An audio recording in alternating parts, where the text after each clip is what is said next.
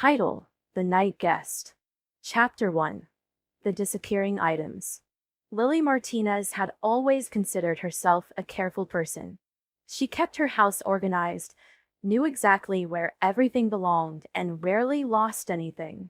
That was why she felt uneasy when small things started disappearing. At first, it was trivial: a missing sock, a misplaced spoon. Then, more significant objects vanished: her grandmother's locket, a set of keys, and even a stack of important papers. She searched every corner of the house, convinced she had simply misplaced them. But deep down, an unsettling thought lingered. What if someone else was in her home? What if she wasn't alone? The first time she noticed something missing, it was a Wednesday evening. Lily had just returned from work and was getting ready to unwind with a book and a cup of chamomile tea. As she opened the kitchen drawer for a teaspoon, she noticed that one was missing. She frowned, thinking she had probably left it in the sink, but when she checked, it wasn't there either. Shrugging it off, she used another spoon, dismissing the incident as forgetfulness. But then, the occurrences became more frequent. A pair of earrings she had placed on her dresser the night before was nowhere to be found in the morning. Her phone charger disappeared from her nightstand, only to be discovered later in the bathroom. One evening, she spent nearly an hour looking for the novel she had been reading, only to find it stuffed between the couch cushions, somewhere she was sure she hadn't placed it. Lily tried to ignore the growing paranoia, but it was becoming harder with each passing day. She started double-checking her belongings, making mental notes of where she placed things, and locking her doors obsessively. Still, the disappearances continued. Then, something happened that she could no longer dismiss as simple forgetfulness. One night, as she was going through some old keepsakes in her bedroom, she realized that her grandmother's locket was missing. The locket was one of her most cherished possessions, a delicate gold chain with a small, heart-shaped pendant, inside of which was a photo of her grandmother. She always kept it in a small jewelry box on top of her dresser. Yet, when she opened the box, it was gone. Panic set in. She tore through her drawers, checked under the bed, and even searched in places she knew it couldn't possibly be. Nothing. It was as if the locket had vanished into thin air. A deep sense of unease crept over her. Was she losing her mind? Was she becoming careless? Or was something or someone taking her belongings? The idea of an intruder made her stomach churn. But there were no signs of forced entry. The doors were always locked, the windows closed. Still, the thought haunted her, keeping her up at night. She started sleeping with the bedside lamp on, her ears straining to catch any unfamiliar sound. Then came the whispering. At first, she thought she imagined it. Faint murmurs in the dead of night, just on the edge of hearing. But as the nights passed, the whispers grew clearer. Soft, indistinct voices, like someone speaking from another room. She would jolt awake, heart pounding, only to find the house silent and still. One particularly eerie night, she awoke to the sound of shuffling footsteps in the hallway. Her breath hitched as she sat up, straining her ears. The sound stopped abruptly. Lily reached for her phone, her fingers trembling as she turned on the flashlight and shone it towards the door. Nothing. She forced herself to get up, her pulse hammering as she stepped into the hallway. The house was empty, yet the sensation of being watched clung to her like a shadow. She checked the front door; it was locked. The windows secure. Still, an inexplicable dread settled in her chest. Determined to find answers, she installed security cameras in the house the next day. She told herself that it was for peace of mind, that seeing nothing unusual would put her worries to rest. But part of her feared what she might find. That night, as she lay in bed, she felt a presence in the room. The air was heavy, charged with something unseen. She squeezed her eyes shut, willing sleep to come. But just as she began to drift off, she heard it, her name, whispered right next to her ear. Lily shot up, gasping, her skin crawling. She turned on the light, her eyes darting around the room. It was empty. The next morning, with shaking hands, she reviewed the security footage. She watched the clips carefully, scanning for anything unusual. And then she saw it. In the middle of the night, her bedroom door creaked open, on its own. Lily's blood ran cold as she stared at the screen, dread pooling in her stomach. The camera caught no one entering, no one leaving. And yet, the door had moved. Something was in her house, and it was no longer content with just taking things. Chapter 2: Strange Noises. Lily lived in an old house, and she was used to the occasional creak of the wooden floor or the hum of the pipes. But lately, the noises had grown distinct. At night, she would hear soft footsteps above her bedroom, the faint sound of furniture shifting. The attic, she had never paid much attention to it. It was mostly used for storage, a place she rarely visited.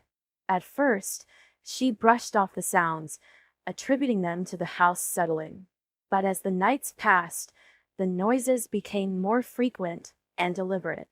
The sound of something dragging across the floor, an occasional thud as if something had fallen, whispers too faint to make out. Each night, her unease grew. Was it just her imagination, or was something or someone up there? One particularly cold and windless night, the noises returned, louder this time. Lily lay in bed, covers pulled up to her chin, heart hammering in her chest. She told herself it was just the house, but she couldn't ignore the distinct sound of slow, deliberate footsteps. They moved across the attic floor, pausing directly above her bed. Enough was enough. Determined to put an end to her fear, she grabbed her flashlight and climbed out of bed.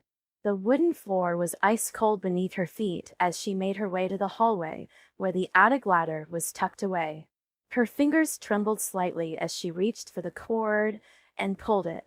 The ladder groaned as it unfolded, revealing the gaping darkness above. She hesitated, listening. Silence. Swallowing her fear, she turned on the flashlight and took the first step up. The attic air was thick with dust, the scent of old wood and forgotten belongings clinging to it. She hoisted herself up, her breath visible in the chill. Sweeping the beam of light across the attic, she saw the familiar shapes of trunks, old furniture draped in white sheets, and boxes stacked haphazardly. Everything was still, too still. She exhaled, feeling a bit foolish. Of course, there was nothing. Creak. Lily whirled around, her flashlight beam jerking wildly. The sound had come from the far corner of the attic, beyond the old wardrobe that stood like a silent sentinel. Heart pounding, she stepped closer, trying to ignore the way the floor groaned beneath her weight. She reached the wardrobe, its wooden doors slightly ajar. Slowly, she reached out and pulled one open. Nothing but coats, swaying slightly as if disturbed. She let out a shaky breath. Then, another noise, this time behind her. She spun around. A box had fallen from one of the stacks. It lay open, its contents spilled across the floor. She stepped forward, nudging through the old books and yellowed papers, when something caught her eye. A photograph. Lifting it, she brushed off the dust. It was an old black and white picture of a woman standing in front of the very house she was in now. Something about the woman's eyes made Lily uneasy. They seemed to stare right through her, dark and piercing. She flipped the photo over. In faded ink, a date was scrawled, 1924. Below it, a single sentence, "She never left." A chill ran down Lily's spine. Just then, a whisper drifted through the attic. Not the house settling. Not the wind. A voice. Lily. Her breath hitched. She wasn't alone. The flashlight flickered, casting erratic shadows along the walls. Her pulse thundered in her ears as she turned toward the source of the voice. The wardrobe. Slowly, cautiously, she stepped closer. Her free hand shook as she reached for the door. A sudden gust of cold air rushed past her, extinguishing the light. The attic was plunged into darkness. Then came the laughter, low, distant, and echoing all around her. Chapter 3. The Hidden Space. Determined to get to the bottom of the mystery, Lily set up a small camera in the hallway leading to the attic. She'd been hearing strange noises at night, soft creaks in the floorboards, the faint rustling of movement. At first, she had dismissed them as the house settling or the wind playing tricks on her. But as the days passed, the feeling of unease grew, gnawing at her. Something wasn't right. That night, she barely slept, anxiously awaiting the morning so she could check the footage. When dawn finally broke, she hurried to her laptop, heart pounding as she clicked on the recorded video. At first, nothing happened. The hallway remained still, empty. Then, around 2:37 a.m., the attic hatch creaked open, ever so slowly. A shadow emerged, and a figure cautiously descended. Lily clapped a hand over her mouth to stifle a scream. The grainy footage showed a person creeping down the steps, pausing every few seconds as if to listen. Then, the figure moved toward her bedroom door, but stopped just short of entering. After a few tense moments, they turned and disappeared back up into the attic, the hatch shutting quietly behind them. Lily felt like she was going to be sick. Someone had been living in her house, moving around while she slept. The thought made her skin crawl. Without a moment's hesitation, she grabbed her phone and dialed the police. Within 15 minutes, 2 officers arrived at her home. Officer Thompson, a tall man with a stern expression, and Officer Ramirez, a shorter woman with sharp eyes, listened intently as Lily explained what she had seen. She showed them the footage, and their expressions darkened. "We need to search the attic," Thompson said, his hand resting on his holstered gun. Lily hesitated. "Be careful," she whispered. With a flashlight in one hand and his other resting on his firearm, Thompson climbed up first, followed by Ramirez. The attic smelled musty, the air thick with dust. They moved carefully, sweeping their flashlights across the cramped space. Then, Ramirez spotted something in the far corner, a panel that didn't quite match the rest of the attic wall. She motioned to Thompson, and together, they pried it open. Behind it was a small, dark crawl space. The sight inside sent chills down their spines. There was a makeshift bed, a pile of old blankets, and a flattened pillow. Scattered around were empty food wrappers, bottles of water, and small trinkets that Lily recognized as her own. A few of her missing earrings, a keychain from her childhood, and even one of her sweaters. Someone had been living here. Someone who had been watching her, moving around her home, completely unnoticed. Thompson turned to Ramirez. "We need to get forensics in here. There's no telling how long this person has been staying here." Ramirez nodded. "And we need to get Lily out of this house until we know it's safe." Downstairs, Lily sat on the couch, clutching a warm cup of tea that did little to calm her nerves. When the officers came down, their faces were grave. "You were right," Ramirez said. "Someone's been living in your attic." Lily felt lightheaded. "Who? Do you know who it is?" Thompson shook his head. "Not yet. But they left in a hurry. We'll collect fingerprints and see if we can identify them." A sudden thought hit Lily. "Wait, do you think they're still around? Watching?" The officers exchanged glances. "It's possible," Ramirez admitted. "We'd like you to stay somewhere else for the next few nights while we investigate." Lily didn't need to be told twice. She packed a bag and stayed with her friend, Natalie, for the night. Sleep didn't come easy. Every time she closed her eyes, she imagined the figure standing in her hallway, just outside her door, listening. The next morning, the police called. They had found fingerprints in the crawl space. The match was disturbing. "His name is Daniel Harper," Ramirez said over the phone. "He's been reported missing for almost a year." Lily swallowed hard. "Missing?" Yes. His family reported him missing months ago, but there was no sign of him anywhere. We'll need to question them and figure out how he ended up here. A shiver ran down Lily's spine. How long had he been here? Had he been inside her home from the moment she moved in? The thought was unbearable. A few hours later, the police managed to track down Daniel's sister. When she arrived at the station, she was visibly shaken. He was struggling, she explained. He had mental health issues, paranoia, hallucinations. He refused help. Then one day he disappeared. We thought something bad had happened to him. The pieces were slowly coming together. Daniel, in his fragile state, had sought shelter in an abandoned place, but when Lily moved in, he hadn't left. Instead, he had stayed, watching, hiding in the attic, creeping around at night. A search of the neighborhood's security cameras revealed eerie footage. Daniel slipping in and out of the house in the dead of night, scavenging for food from unlocked fridges and pantries. With the evidence in hand, the police finally tracked him down. They found him hiding in an abandoned shed a few blocks away. He was disoriented, malnourished, and terrified. When the officers asked him why he had been living in Lily's attic, his answer was simple. I thought she knew. I thought she didn't mind. Lily's skin crawled.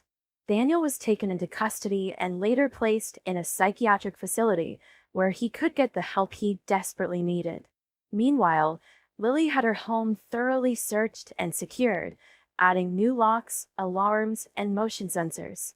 It would take time for her to feel safe again, but at least now, the mystery of the hidden space was no longer a terrifying unknown.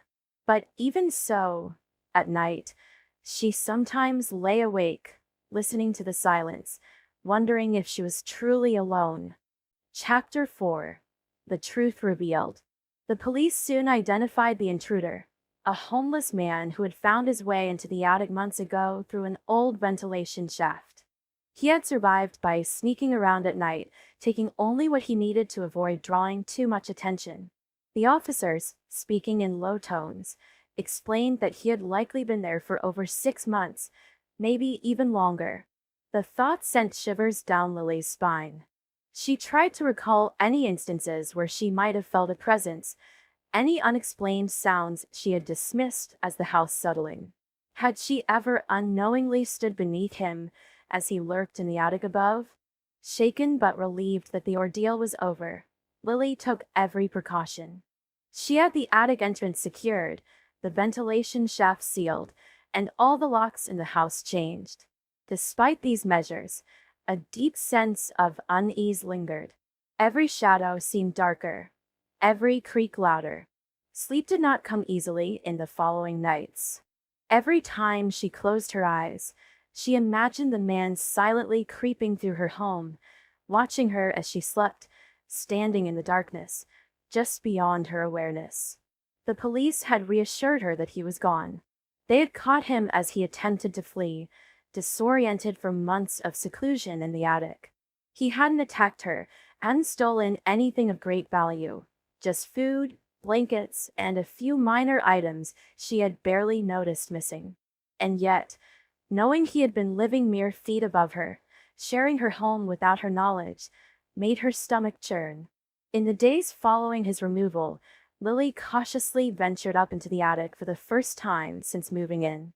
The police had already examined the space, but she needed to see it for herself. With a flashlight in one hand and a kitchen knife in the other, just in case, she climbed the rickety ladder and pushed open the attic door. A wave of stale air rushed past her as she stepped inside. The space was larger than she had realized, stretching across the entire length of the house. Dust floated in the dim beam of her flashlight as she swept it around. In the far corner, she saw the makeshift bedding, a pile of old blankets and cushions, an overturned crate serving as a table, and a collection of small, seemingly meaningless trinkets. Her stomach twisted when she noticed some of those trinkets belonged to her, items she had thought lost or misplaced.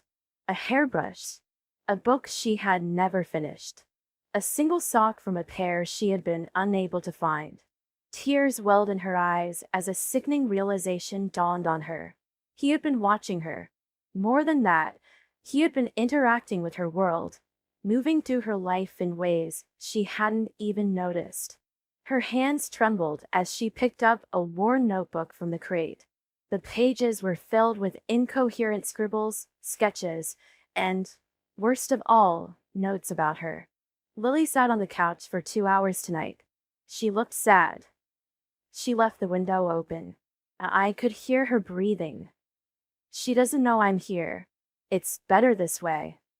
Her pulse pounded in her ears as she read entry after entry. Some were mundane, observations of her daily routine. Others were unsettlingly intimate, as if he had been forming a connection with her from afar. She slammed the notebook shut, dropping it as though it burned her fingertips. Her breath came in short gasps, and she stumbled backward, nearly knocking over a stack of empty cans. She couldn't be in here anymore. Fleeing the attic, she slammed the door shut and locked it. That night, she barely slept, the man's words circling in her mind like a dark fog. Even though he was gone, his presence lingered. The very walls of her home felt tainted by his existence, as if he had left behind a part of himself within the shadows. Days turned into weeks, but the fear did not subside.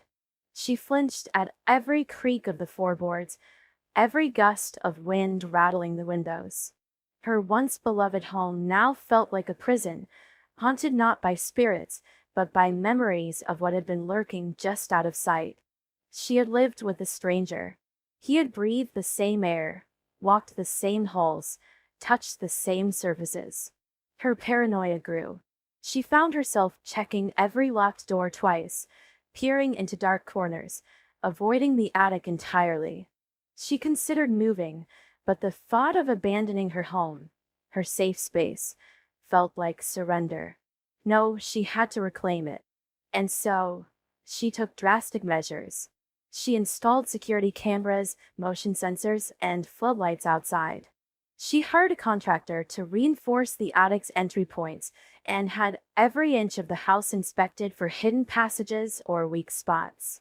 She even bought a dog, a sturdy German shepherd named Max, who took to his new role as protector with fierce loyalty. Still, the fear never completely faded. Even months later, she would wake in the middle of the night, heart pounding, certain she had heard something. A whisper, a footstep, a breath. She would force herself to check the cameras, scan the shadows, reassure herself that she was alone. But the knowledge that she had once been oblivious to the truth made it impossible to trust her senses completely. From that night on, she never ignored an unexplained noise again.